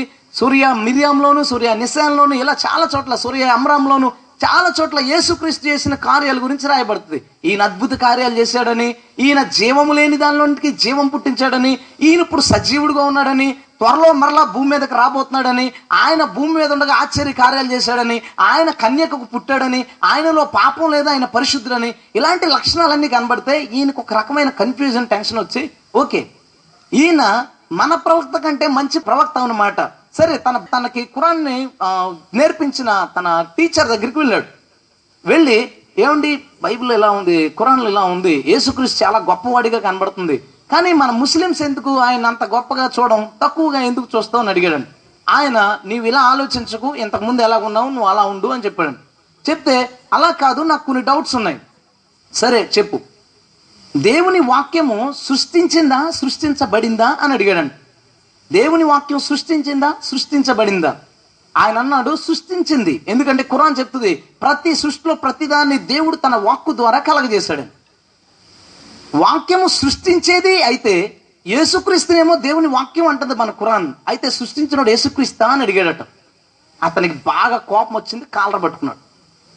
యేసుక్రీస్తుని సృష్టించినోడు అంటావు, అదే కదా మీరే కదా అన్నారు, వాక్యం సృష్టించేది కానీ సృష్టించబడింది కాదన్నారు. యేసుక్రీస్తు ఏమో దేవుని వాక్యం అని మన ఖురాన్ చెప్తుంది. కాబట్టి యేసుక్రీస్తే సృష్టికర్త అవుతాడు కదా అలా చూసుకుంటే అంటే ఆయనకి బాగా కోపం వచ్చింది. నువ్వు తప్పుగా ఆలోచిస్తున్నావు, కుదరదు. యేసుక్రీస్తుని దేవుని కుమారుడు అంటారు వీళ్ళు, అది తప్పు, ఎందుకంటే అల్లాకు పెళ్ళి అవ్వలేదన్నారు. ఈయన వెంటనే అడిగాడు, ఖురాన్ చెప్తుంది అల్లా కళ్ళు లేకుండా చూడగలడు, అల్లా నోరు లేకుండా మాట్లాడగలడు, అల్లా భార్య లేకుండా పిల్లల్ని కనలేడా అని అడిగాడు. కోపం వచ్చింది. వాళ్ళ నాన్నకి ఇన్ఫార్మ్ చేశాడు. వాళ్ళ నాన్న సీరియస్గా ఉన్నాడు, ఈయన కన్ఫ్యూజన్లో ఉన్నాడు. ఇంటికి వెళ్ళిపోయాడు, రూమ్లో పడుకున్నాడంట. పడుకుని ఆలోచిస్తున్నాడు చాలా కన్ఫ్యూజన్తో, విపరీతమైన కన్ఫ్యూజన్తో. ఈ కన్ఫ్యూజన్ని ఎలా తీర్చుకోవాలో తెలియక ఆలోచించి, దేవా నువ్వే నాతో మాట్లాడు, నీవు మాత్రమే నాతో మాట్లాడు అని దాన్ని ఓపెన్ చేస్తే 10వ అధ్యాయం 95వ వచనం వచ్చింది. అక్కడ రాయబడింది ఏమన్నా తెలుసా? మీకేమైనా సందేహం ఉంటే బైబిల్ ఉన్న వాళ్ళ దగ్గరికి వెళ్ళి అడగండి, మీ సందేహాలు వాళ్ళు తీరుస్తారు. స్తోత్రం చేద్దామా? అది 5-6 సార్లు ఉంటుంది దాంట్లో. మీకేమైనా సందేహం ఉన్న ఎడల గ్రంథ ప్రజల దగ్గరకు వెళ్ళుడి, వారికి నేను ఆల్రెడీ సత్యాన్ని బయలుపరచాను, వాళ్ళ దగ్గర నేర్చుకోండి. ఈయన రైట్, నాకు ఒక అడ్రస్ దొరికింది. బైబిల్ తెచ్చుకున్నాడు, శుభ్రంగా చదువుకున్నాడు, తెలుసుకున్నాడు యేసే రక్షకుడని. యేసే రక్షకుడని తను తెలుసుకున్నాడన్న సంగతి వాళ్ళ నాన్న తెలుసుకుని అతన్ని పిలిచాడు, బాగా కొట్టాడు, స్పృహ తప్పి పడిపోయాడు. చాలాసేపటి తర్వాత స్పృహ వచ్చేసరికి చేతులకు సంఖ్యలు ఉన్నాయి, ఒంటి నిండా దెబ్బలు ఎక్కడైతే ఉన్నా అక్కడ విపరీతంగా మండుతుందంట. చూసుకునేసరికి ఒంటి మీద బట్టలు లేవు ఏమీని, దెబ్బలున్న ప్రతి చోట కారం అంటించింది, కళ్ళల్లో నోట్లు అన్ని చోట్ల మండిపోతా ఉంది. వాళ్ళ నాన్న వచ్చన్నాడు, నీవు గనక నీవు నమ్మేదాన్ని విడిచి మరలా దీనిలోకి రాకపోతే నిన్ను చంపుతానని. ఆ నాన్న చెడ్డోడు కాదు, ఆ నాన్న కఠినుడు కాదు. ఆ మత గ్రంథం చెప్తుంది ఎవడైనా మతమును ఆటంకపరిస్తే వాడిని చంపడంలో తప్పు లేదు. నీ బంధువు అయినా సరే, నీ స్నేహితులు మతమును కనుక అవమానిస్తే అతన్ని హింసించు అని అందులో ఉంది. దాన్ని అతను పాటిస్తున్నాడు. ఇతను మాట్లాడలేదు, నాకు నచ్చింది, ఇది నిజమని తెలిసింది అన్నాడు. నీవు చంపుతాను నిన్ను అన్నాడు. అతను అన్న మాట నాకు ఎంత నచ్చిందో. ఏమన్నాడంటే, యేసుక్రీస్తు సజీవుడు, ఆయన మళ్ళీ రాబోతున్నాడు, నేను క్రీస్తులో చచ్చిపోతే మళ్ళీ వస్తాను డాడీ. స్తోత్రం చేద్దామా? ఈయన్ని నేను చంపుతానంటే యేసుప్రభు సజీవుడు, మన ప్రవక్త సజీవుడుగా చచ్చిపోయాడు, అతను మళ్ళీ రాబోతున్నాడు, నేను చచ్చిపోతే అతనిలో మళ్ళీ వస్తానన్న. బాగా కుట్టాడు, తలుపులు వేశారు, వదిలేశాడు. 20 రోజులు తిండి లేదు, నీళ్ళు లేవు, విడిపించేవాళ్ళు లేడు, అన్నీ అక్కడే. దరిద్రమైన దుర్వాసన కొడుతుంది, గొంతెండిపోయి చచ్చిపోతాను భయమేసి పెదాన్ని కొరుక్కుని ఆ రక్తాన్ని మింగాడట. పెదాన్ని కొరుక్కుని రక్తాన్ని మింగాడు. 20వ రోజున వాళ్ళ నాన్న వచ్చాడు, కత్తి పట్టుకుని, బతుకుంటే చంపుదామని. పీకి పట్టుకుంటే అసలు స్పృహ లేదు మనిషిలో. 20 రోజులు ఏమీ తినకుండా తాకుండా దెబ్బలతో పడి ఉంటే ఎవడుంటాడా? ఎవరైనా మధ్యలో వచ్చి వాళ్ళ నాన్న కోపం వచ్చినప్పుడల్లా కుమ్మేసిపోవడమే, అరవడానికి కూడా ఓపిక లేదు. అసలు బతుకున్నాడో లేదు చూద్దామని పీకి పట్టుకుని పిసుకుతా ఉన్నాడు. అలా పిసుకుతూ ఉంటే చాలాసేపటికి ఇతను స్పృహలోకి వచ్చాడు, నన్ను ఎవరో చంపుతున్నారు. కళ్ళు తెరిచాడు. మళ్ళీ వాళ్ళ నాన్న, రేయ్ ఇప్పుడైనా చెప్తున్నా, వెనకాల నుంచి చాలా అమ్మ అంటుందంటే కిటికీలోంచి, వాడితో మాట్లాడండి, చంపేయండి, ఇతన్ని ఎలాగైనా పుట్టిస్తే నీకు అర్పిస్తానన్న కన్నతల్లి ఇప్పుడనే మాట, వాడిని చంపేయండి, తలెత్తుకోలేకపోతున్నాం ఊర్లో, వీడు కనుక బయటికి వెళ్తే మనం బ్రతకలేము సమాజంలో. అలాంటి భయంకరమైన పరిస్థితులు వాళ్ళ కుటుంబంలో. చంపేద్దామంటే ఆయన అంటున్నాడు, మాట్లాడదాం అనుకుంటున్నాడంట, నేను యేసుక్రీస్తుని విడవనని. మాట రాని పరిస్థితులు ఉన్నాడు. ఇక చంపేద్దామని కత్తి ఎత్తాడు. ఒక గొప్ప వెలుతురు అతన్ని తాకింది, అతని చేతుకున్న సంఖ్యలు విడిపోయాయి. చప్పట్ల దేవుని స్తుతిద్దాం.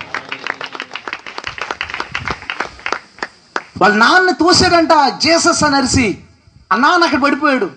వాళ్ళ డాడీ పడిపోయి నోట్లోంచి సొంగలు కక్కుకుంటా ఉంటే వాళ్ళ నాన్నకి ఏమైందని తొందరగా కంగారుగా వాళ్ళ అన్నయ్య వాళ్ళ తమ్ముడు వచ్చి అతను పట్టుకుని హాస్పిటల్ తీసుకెళ్లారు. తలుపులు వేయడం మర్చిపోయారు.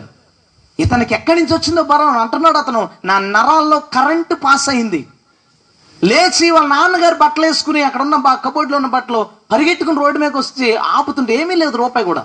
ట్యాక్సీ వచ్చింది, ఆగింది, వెనకాల కూర్చున్నాడు. ఎక్కడికి వెళ్ళాలంటే ఎక్కడికి వెళ్ళాలో తెలియదు అన్నాడు. అంటే అతను కష్టమని చెప్తున్నాడు. ఆశ్చర్యమైన విషయం, ట్యాక్సీ డ్రైవర్ క్రిస్టియన్. మళ్ళీ స్తోత్రం చేద్దాం. తీసుకెళ్లి శుభ్రంగా ఆహారం పెట్టి ఆ కుటుంబానికి కనపడకుండా దాచి ఇప్పటికి 18 సంవత్సరాలు అయింది. ప్రపంచం అంతా సువార్త చేసి కొన్ని వేల మంది ముస్లింలు క్రైస్తవుడిగా మార్చాడు. హల్లెలూయా. అతను ఇంటర్వ్యూలో అడిగారు, మళ్ళీ మీకు భయం లేదా చచ్చిపోతానంటే, కొన్ని వందల సార్లు నా మీద నన్ను చంపడానికి హత్య యత్నాలు జరిగాయి. దేవుడు పర్మిషన్ ఇవ్వలేదు. దేవుడు పర్మిషన్ ఇచ్చినప్పుడు ఆయన దగ్గరికి వెళ్ళిపోతాను. ఆయన సజీవుడు, ఆయనలో చచ్చిపోతే నేను మరలా తిరిగి వస్తాను. హల్లెలూయా. ఆయన ఎవరికి దూరంగా లేడు. ఎవడు ఇంటికి వెళ్ళి సువార్త చేయలేదు ఆయనకి. ఎవడు బైబిల్ పట్టుకుని యేసుప్రభు నమ్ముకోని చెప్పలేదు. ఎవరు వాళ్ళ ఇంటి ముందు కూటం పెట్టి యేసుప్రభు నమ్ముకోమని చెప్పలేదు. తాను వెతికాడు, తాను తడువులాడాడు.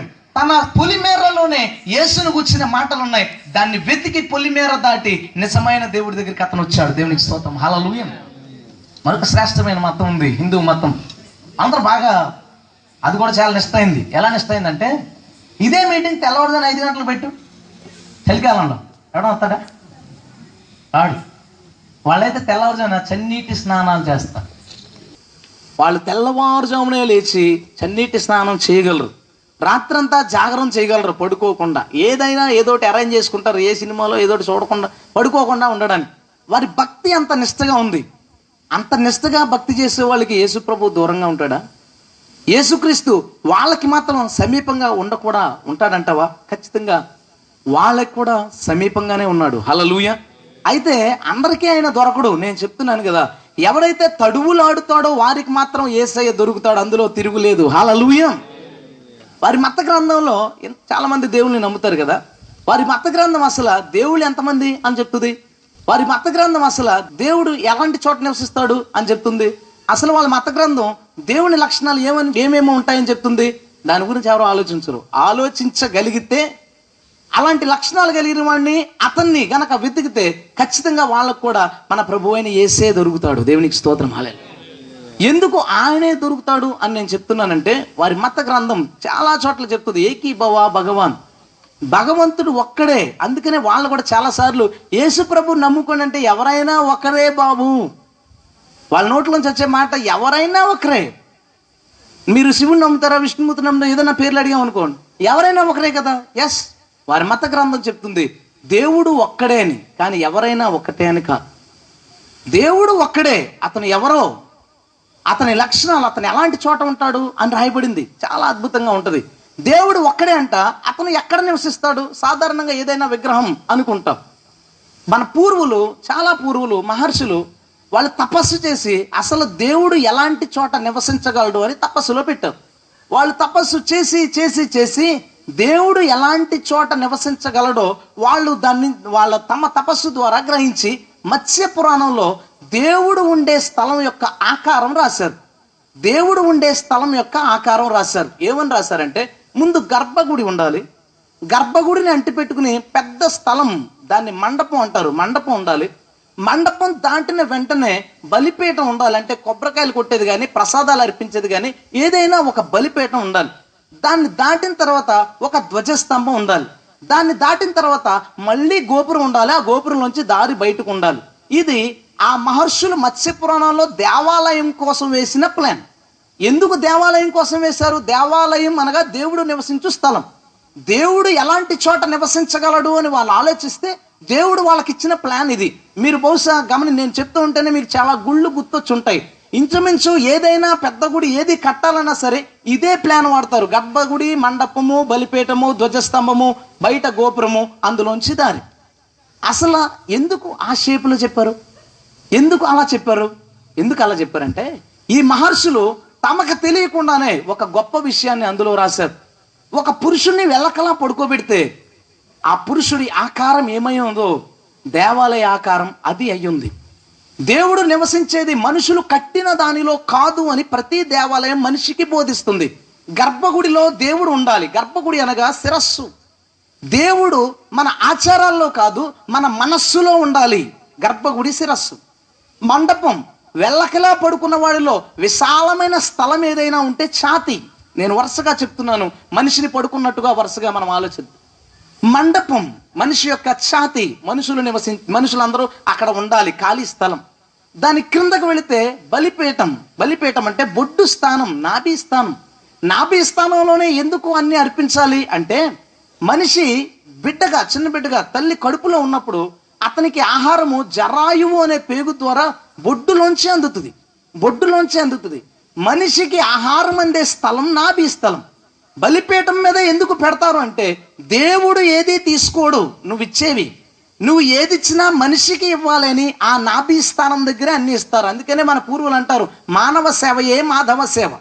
మానవ సేవ మాధవ సేవ ఎందుకు అవుతుంది అంటే, మనిషికి పెడితే దేవుడికి పెట్టినట్లు. ఎందుకు అంటే దేవాలయం అది చెప్తుంది. బలిపీఠం మీద ఎందుకు అర్పిస్తాం అంటే, బొడ్డు ద్వారా మనిషికి వెళుతుంది ఆహారం. కాబట్టి ఆ స్థానంలో పెట్టించారు. మహర్షి అనుకుంటాడు, ఎప్పటికైనా దీన్ని గురించి ఆలోచించిన వాడు మనిషిలోనే దేవుడు ఉంటాడు కానీ మనిషి కట్టిన దాంట్లో ఉండడు అని ప్రజలు గ్రహించాలని దేవుడు ఆ ఆకృతిని వారికి తెలియపరిచాడు. ఇంకా క్రిందకు వెళితే ధ్వజస్తంభం పురుషాంగం. ఇంకా ముందుకు వెళితే వెళ్ళకలా పడుకున్నవాడి కాళ్ళు ఎలా ఉంటాయి? 2 కాళ్ళు. గోపురం ఎదరు ఉన్నది ఏంటంటే, ఆ కాళ్ళు ఎత్తబెట్టింది ఏంటంటే గోపురం. ప్రతి గుడికి గర్భగుడి ఉంటుంది, చివర గోపురం ఉంటుంది. గోపురం అతని కాళ్ళు, గర్భగుడి అతని తల, మండపం అతని యొక్క శరీరం. అందుకనే యజుర్వేదం చెప్తుంది, నతస్య ప్రతిమ అస్తి. నతస్య ప్రతిమ అస్తి అంటే, నతస్య అంటే ఉండకూడదు, ప్రతిమ అంటే విగ్రహము, అస్తి అనగా దేవుడు. దేవునికి విగ్రహం ఉండకూడదు. ఎందుకు విగ్రహం ఉండకూడదు అంటే, దేవుడు నివసించేది మనిషి కట్టిన గుడిలో కాదు, దేవుడు కట్టిన మనిషిలో. గట్టిగా స్తోత్రం చెప్తాం. ఆ టెంపుల్ మనకు అదే బోధిస్తూ ఉంది. భగవద్గీతలో కృష్ణుడు అర్జునుడు ఒకసారి మాట్లాడుకుంటా ఈ టెంపుల్ గురించి థాట్ ఏదో వచ్చింది. ఇద్దరు మాట్లాడుకుంటుంటే అర్జునుడు ఏదో డౌట్ అడిగితే ఏం చెప్తాడు, అర్జున, మనిషి క్షేత్రము, మనిషిలో ఎవరైతే నివసిస్తారో అతను క్షేత్రకుడు. ఆ మనిషిలో చెడ్డ వ్యక్తి గనక నివసిస్తే, పాపము నివసిస్తే అతడు రాక్షసుడు. ఆ మనిషిలో గనక దేవుడు నివసిస్తే, పుణ్యము నివసిస్తే అతడే పుణ్యక్షేత్రం. స్తోత్రం చేద్దామా? మనిషే క్షేత్రము, మనిషిలో ఉండేవాడు క్షేత్రజ్ఞుడు. ఆ మనిషిలో దేవుడు గనక ఉంటే, పుణ్యం గనక ఉంటే అతడే పుణ్యక్షేత్రం. మన పూర్వులు పుణ్యక్షేత్రం అనే మాటను ఎందుకు ఎత్తారో తెలుసా? ఓ మనిషి, నీవే క్షేత్రము. నీలో పుణ్యవంతుడైన దేవుడు గనక నివసిస్తే నీవే పుణ్యక్షేత్రం అవుతావు. ఆ విషయం క్రైస్తవులకు కూడా తెలియక దౌర్భాగ్యం, యెరూషలేము పుణ్యక్షేత్రం అనుకుని పోతున్నారు. పుణ్యక్షేత్రం యెరూషలేము కాదు, పుణ్యక్షేత్రం మరి ఏది కాదు. పుణ్యక్షేత్రం ఎవరు అంటే, అలా పరుండబెట్టిన మనిషిలో దేవుడు గనక గర్భగుడిలో, నిజమైన దేవుడు గనక గర్భగుడి అనే మనసులో నివసిస్తే ఆ వ్యక్తే పుణ్యక్షేత్రం అవుతాడు. హల్లెలూయా. బైబిల్ చెప్తుంది, అందుకనే దేహమే దేవుని ఆలయం. దేహమే దేవుని ఆలయం అంటే దేవుడు ఉండే స్థలం దేహమే. దేవుడు మనుషులు కట్టిన దానిలో ఉండడు. మనుషులు ఏదైనా రూపం తయారు చేస్తే దానిలో ఉండడు. ఆయనకి ఆ పని లేదు. నిజానికి మతం మనిషి దేవుణ్ణి కలుసుకోవడానికి ప్రయత్నం. దేవుడి దగ్గర నుంచి మనం కింద పడ్డాం, మనం పైకి ఎగిరి దేవుణ్ణి కలుసుకోలేం. అందుకే మతం దేవుడు ఎక్కడుంటాడో, ఎలా ఉంటాడో, అతను ఎలా చేరుకోలో రాస్తుంది, కానీ దేవుడి దగ్గరికి చేర్చలేదు. ఎందుకంటే ఉన్నతమైన స్థానంలోంచి పడిపోయాం. అందుకనే నశించిన మనుషుల కోసం మనం అక్కడికి వెళ్ళలేమని ఆయనే కిందకు వచ్చాడు. హల్లెలూయా. నశించిన దానిని వెతికి రక్షించుటకు మనిషి కుమారుడి లోకమునకు వచ్చాను. మనిషి ఆయన్ని చేరలేడు కాబట్టి మతం మనిషి దేవుని కలుసుకోవడానికి చేసిన ప్రయత్నం, కానీ క్రీస్తు మార్గం దేవుడు మనిషిని కలుసుకోవడానికి చేసిన ప్రయత్నం. హల్లెలూయా. ఖచ్చితంగా ఈ ప్రయత్నం సక్సెస్ అయింది. కొన్ని వేల ఆత్మలు, కొన్ని కోట్ల ఆత్మలు ఆ నిజమైన దేవుణ్ణి, వారిని వెతుక్కుంటా వచ్చి దేవుణ్ణి గ్రహించాయి, ఆయన్ని పొందుకున్నాయి. హల్లెలూయా. హైందవ మతం ఎప్పుడు ఎట్టి పరిస్థితుల్లోనూ ఏ వేదం తీసుకున్నా దేవునికి ఒక ప్రతిమ పెట్టడానికి ఒప్పుకోదు. ఖచ్చితంగా ఏమంటదంటే, ఒకసారి మా అన్నయ్య ఆర్ఎస్ఎస్లో ఉంటాడు. ఆర్ఎస్ఎస్లో ఒక ప్రధాన కార్యకర్త మా వైపు. ఒకసారి మేము మాట్లాడుకుంటా ఉన్నాం, మా నాన్న అందరూ కలిసి కూర్చున్నారు. సడన్గా టౌన్ నుంచి వచ్చారు. వాళ్ళు భోజనం చేస్తాను, నేను భోజనం చేస్తున్నాను. సడన్గా వాడే దేవుడి గురించి మ్యాటర్ ఎత్తి ఏదో తిడతా ఉన్నాడు. నేను మామూలుగా భోజనం చేస్తున్నాను. మామూలే కదా, మనం తిడితే మనకు క్షమాపణ లేదు, కానీ వాళ్ళు తిడితే క్షమాపణ ఉంది వాళ్ళకి. మనం తెలుసు కదా, అన్ని ఉండదు మనకి, వాళ్ళకి ఉంటుంది. తిడతా ఉన్నాడు. నేను చిన్నగా మాట్లాడుతూ మా పక్కన తమ్ముడితో, అరే హిందూయిజం అంటున్నావు కదా, హిందూ అనే మాట మీ గ్రంథాల్లో ఉండదో తెలుసా అన్నాను. ఆడు తినేవాడు ఆపేసి, హిందూ అనేది ఉండదా? అదేట్రా ఉండదురా, అందులోని హిందూ అంటే సింధు నది, అక్కడ ఉన్న వాళ్ళందరి పేర్లు, అక్కడ ఉన్న వాళ్ళందరినీ సైంధవులు అనేవారు. అరబ్బులు వచ్చినప్పుడు వాళ్ళ భాషలో సి అనేది లేదు, అందుకే సి ప్లేస్లో హీ పెట్టుకుంటారు. కామన్ పేర్లు మార్చుకుంటాం. ఇప్పుడు మన పేరు శంకర్ అని ఉందనుకో, శంకర్. ఇంగ్లీష్లో రాసినప్పుడు SHANKR అని రాసుకుంటాం. SHANKR చదివితే ఏమవుద్ది? అసలు శంకర్ అవుద్ది, శంకర్ అవుద్ది. సే అనే మాట ఇంగ్లీష్లో లేదు, అందుకని ఇంగ్లీష్ వాడు సే బదులు షా రాస్తాడు. వాళ్ళు కూడా సేమ్, సింధులో సి బదులు హీ పెట్టారు. సింధు నది వాళ్ళు హిందూ నది అని పిలుస్తారు. ఆ సింధు నది దగ్గర మనం అందరం నాగరికతలో అభివృద్ధి చెందాం కాబట్టి మనం సింధు నది పక్కన ఉంది కాబట్టి సైంధవులం, అలాగే వాళ్ళ భాషలో హిందువులం, అంతే. ఆడికి అది ఎక్స్ప్లెయిన్ చేస్తే మా అన్నయ్య కోపం వచ్చింది. నేను ఆడితో మాట్లాడలేదు, ఆడికి వినపడాలని అన్నాను. అయితే వాడు అన్నాడు, మీ క్రైస్తవులందరూ ఇంతేరా, ఏదో ఒకటి చెప్పి మార్చేస్తారో ఇలాగన్నాడు. నేను కాసేపు మాట్లాడుతూ అన్నయ్య మీ మత గ్రంథాల్లో క్రీస్తు కోసం ఉందిరా, ఇలా అలా చెప్పాను. అది ఎట్టి పరిస్థితుల్లోనూ వింటలేదు, పైగా అరుస్తున్నాడు. నాకు బాధతో ఒక మాట చెప్పాను. యజుర్వేదం 49లో ఒక మాట ఉంటుంది, ఏమనంటే కంటికి కనిపించే ప్రకృతిని ఆరాధించేవాడు, హృదయంలో నివసించే దేవుణ్ణి తిరస్కరించేవాడు, తన వేలితో తన కంటిని పొడుచుకుని నరకములోనికి పోవువాడు అని రాయబడి. ఆ విషయం చెప్పి అన్నయ్య, హృదయంలో నివసించే దేవుణ్ణి వదిలేసి నీవు ప్రకృతిలో ఉన్న వ్యక్తిని కనుక ఆరాధిస్తే నీ వేలితో నీ కన్నే పడుచుకుని నరకానికి వెళ్తావు, నీ గ్రంథంలోనే రాయబడింది, కొంచెం దాని గురించి మనం నువ్వు వచ్చి చేయించుకోవడానికి వెళ్ళావు కదన్నా, ఆయన ఏమని చదివాడు అన్నాడు, గుర్తులేదన్నాడు. నేను చెప్తాను వింటావా అన్నాను. చెప్పు అన్నాడు కోపంగా. పాపోహం పాపకర్మ పాపాత్మ పాప సంభవ త్రాహిమాం కృపయా దేవ శరణాగత వత్సల అనియదా శరణం జాస్తి త్వమేవ శరణం మమ. అవును, దానికి అర్థం ఏంటి ఏమో నాకు తెలియదు. మమ అన్నాను పక్కన. మమ అంటే అవునని అర్థం. దేనికి అవునన్నావు తెలుసా? పాపం పాపకర్మ, నేను పాపిని, నా కర్మాల వల్ల పాపిని, నా పుట్టుక వల్ల పాపిని, నేను పాపం చేసేది పాపది వచ్చి నరకం ప్రయాతి, పాపం చేసేస్తే నరకం తప్పదు నాకు. దేవా నువ్వు మాత్రమే నన్ను రక్షించని చదివేవరా? మరి నీ పాంప్లెట్ మీద ఏమో నేను పాపిని కదన్నావు, ఆ పంతులు గారేమో నువ్వు పాపం అని చెప్తున్నావు, ఆయన్ని కొడతావా దీన్ని పీకుతావా అని అడిగాను. నిన్ను పీకుతాను అంటున్నాడు. కోపం. నేను చెప్పాను కదా, కంటికి పొరలు ఉన్నంత కాలం సౌలు ఎంత చదివినా బైబిల్లో ప్రభు కనబడలేదు. కంటికి పొరలు రాలితే బైబిల్ అంతా యేసే కనబడ్డాడు. హల్లెలూయా. తమకున్న పొరలు రాలితే యేసుని వారు కనుగొంటారు. తమ మత గ్రంథంలో అనేక చోట్ల యేసు లక్షణాలు రాయబడ్డాయి. తమ మత గ్రంథంలో ప్రతి చోట యేసు లక్షణాలు రాయబడ్డాయి. యేసు ఎలా ఉంటాడో ఏం చేస్తాడో రాయబడ్డాయి. మతం చెప్పాను కదా, that is nothing but mile stone ఉంటుంది కదా. అదేం చేస్తంటే ఎలా వెళ్ళిపోతే కలకత్తా, ఎలా వెళ్ళిపోతే ముంబై, మనం దాని ప్రకారం వెళ్ళిపోవాలి. అది రాదు, అది అక్కడే ఉంటుంది. మతం ఏం చేస్తంటే నువ్వు ఎలా వెళ్తే దేవుని చేరుకుంటావో చెప్తుంది, అది నేను తీసుకెళ్ళి చేస్తుంది, నేను అక్కడ పెట్టదు. ఎందుకంటే అది నువ్వు చేసే ప్రయత్నం. మార్గం అనుకో, అది దేవుడు చేసిన ప్రయత్నం. అందుకనే యేసు అంటాడు సింపుల్గా, నేనే మార్గం, నా ద్వారానే నువ్వు నిత్య జీవానికి వస్తావు. హల్లెలూయా. ఈయన ఈయన ద్వారా అయితే వెళ్ళిపోవచ్చు. మతం ఏం చేస్తుంటే సింపుల్గా యేసు ప్రభు చేతిలో పెడుతుంది, బాబు ఈయన తీసుకెళ్ళిపో నువ్వు పరలోకం. దాన్ని ఆలోచించిన వాడు. ఎప్పుడు నేను బహుశా బైబిల్లో కొన్ని విషయాలు చదివినప్పుడు చాలా దేవుని స్తుతిస్తాను. అంతకన్నా ఎక్కువ ఎప్పుడు స్తుతిస్తాను తెలుసా?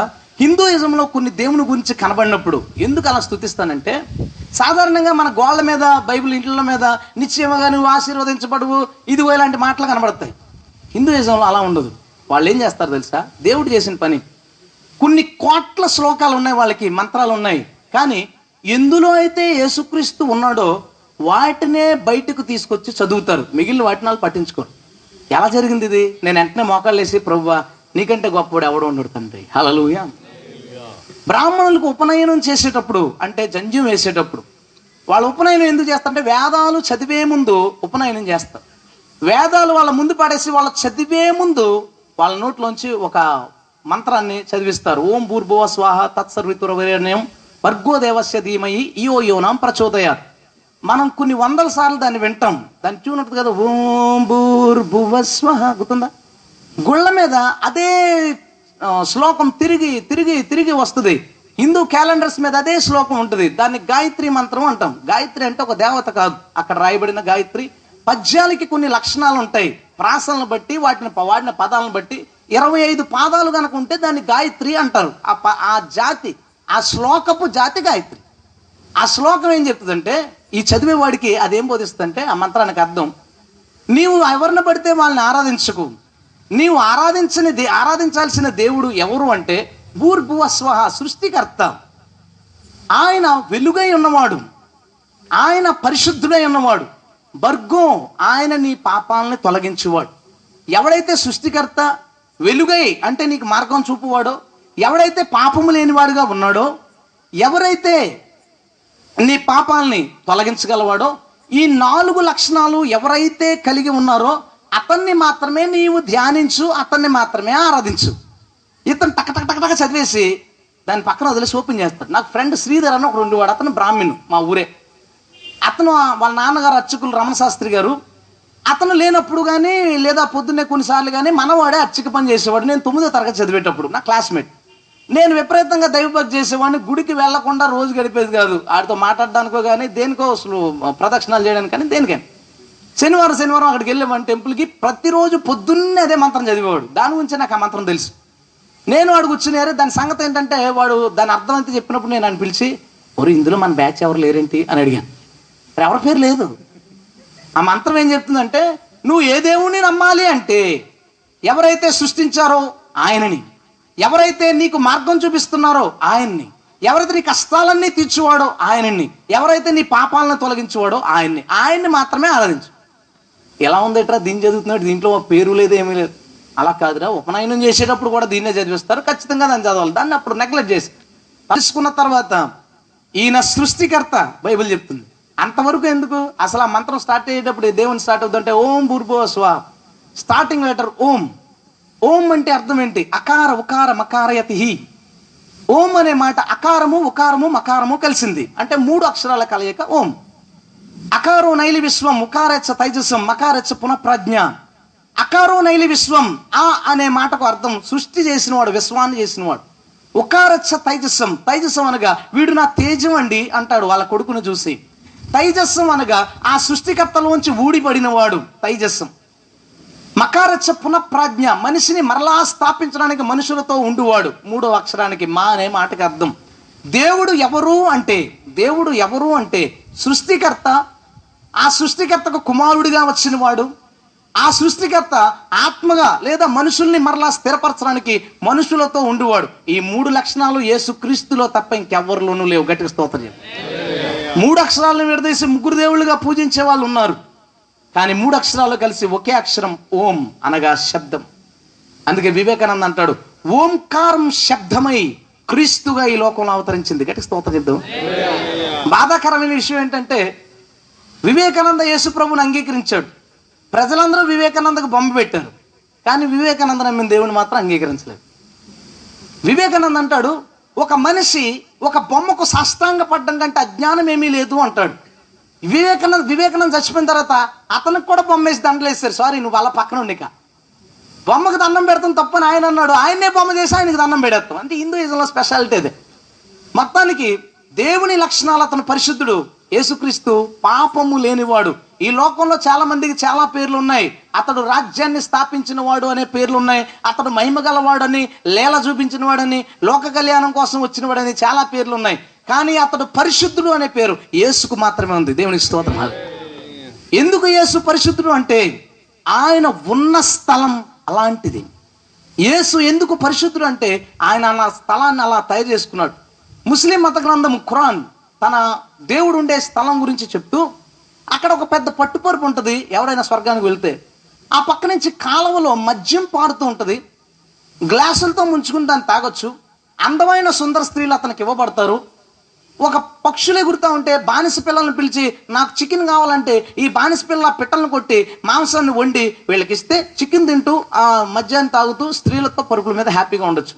ఇది ఖురాన్ చెప్తున్న పరలోకం, స్వర్గం. పురాణాల్లో ఒక స్వర్గం ఉంది. 5వ పురాణాల్లో ఎవరైతే చనిపోయి స్వర్గానికి వెళ్ళిపోతారో అక్కడ రంభ, ఉర్వశి, మేనక, తిలోత్తమ అని 4 అమ్మాయిలు ఉంటారు. చాలా అందంగా ఉంటారు, సూపర్ డాన్స్ చేస్తారు. వీళ్ళు నాట్యం చేస్తూ అందరినీ ఎంటర్టైన్ చేస్తూ ఉంటారు. దానికి బాగా అధ్యక్షుడైన దేవేంద్రుడు చాలా మంది స్త్రీలతో సంబంధం కలిగి ఉన్నట్టు పురాణాలు చెప్తున్నాయి. ఎవడో చెప్పే మాట కాదు, విమర్శించేది కాదు, ఉన్న విషయం చెప్తుంది. వాళ్ళు చెప్పే స్వర్గం అది. కానీ బైబిల్ చెప్పే స్వర్గం ఏంటో తెలుసా? ఒక మహాసింహాసనం, దాని మీద తెల్లని వస్త్రాలతో దేవుడు, అది వెలుగుతో నింపబడి ఉండగా దాని చుట్టూరు కోటాను కోట్ల దేవదూతలు. ఆ దేవదూతలు యేసయ్య వెలుగును చూడలేక, ఆయన పరిశుద్ధతను చూడలేక రెక్కలతో కళ్ళు మూసుకుని 2 రెక్కలతో ఎగురుతూ యెహోవా పరిశుద్ధుడు పరిశుద్ధుడు అని ఆయన ఆరాధిస్తూ ఉంటే ఆ లోకంలో చనిపోయి వెళ్ళిన వాళ్ళందరూ తెల్లని వస్త్రాలు ధరించుకుని యేసుక్రీస్తుని ఆరాధిస్తూ నువ్వు గొప్పవాడు అయ్యా, నువ్వు మమ్మల్ని కన్నావయ్యా అని స్తుతిస్తారు. అక్కడ అమ్మాయి లేదు ఎంజాయ్ చేయడానికి, మందు లేదు తాగడానికి, అక్కడ మాంసం లేదు, ఆకలి లేదు, పిట్ట మాంసాలు తినడానికి, ఏమీ లేదు, ఎంటర్టైన్మెంట్ లేదు. యేసు పరిశుద్ధుడు ఎందుకయ్యాడంటే ఆయన ఉన్న స్థలాన్ని పరిశుద్ధంగా తయారు చేసుకున్నాడు ఆయన. హల్లెలూయా. నేను ఒకసారి బైబిల్ చదువుతూ పరిశుద్ధంగా ఉండమన్నాడు దేవుడు. చదివి కొత్తలో ఉన్నప్పుడు, నువ్వు పైనుండి చాలా చెప్తావు పరిశుద్ధంగా ఉండమని, నువ్వు కిందకి రా తెలుస్తుంది, వాల్ పోస్టర్లు లేవు అక్కడ నీకు పరలోకంలోని. పరలోకంలో అమ్మాయిలు లేరు జీన్లు టీషర్ట్లు వేసుకుని తిరగడానికి, పరలోకంలో అది లేదు ఇది లేదు, తిట్టేవాళ్ళు లేరు కొట్టేవాళ్ళు లేరు, నువ్వు పరిశుద్ధంగా ఉన్న పెద్ద మ్యాటర్ ఏం కాదు అన్నాను ఫస్ట్లో. దేవుడు నమ్ముకున్న కొత్తలో పాస్టర్ గారు వాక్యం చెప్తూ పరిశుద్ధంగా జీవించాలంటే దేవుడు పరిశుద్ధుడు బాగానే ఉంది, అక్కడ మేము అక్కడ ఉంటే అక్కడ మేము పరిశుద్ధులమే అనుకున్నాను. తర్వాత మత్తయి సువార్త చదువుతుంటే మనకంటే పాపుల మధ్యన ఆయన తిరిగాడు కానీ పాపం అంటకుండా ఉన్నాడు. హల్లెలూయా. యేసు పరిశుద్ధుడు పరలోకంలో కాదు, ఆయన భూమి మీదకి వచ్చి తన పరిశుద్ధతను నిరూపించుకున్నాడు. దేవునికి మహిమ. హల్లెలూయా. ఆయన మనుషులకు వెలుగై ఉన్నాడు, మార్గము చూపించేవాడై ఉన్నాడు.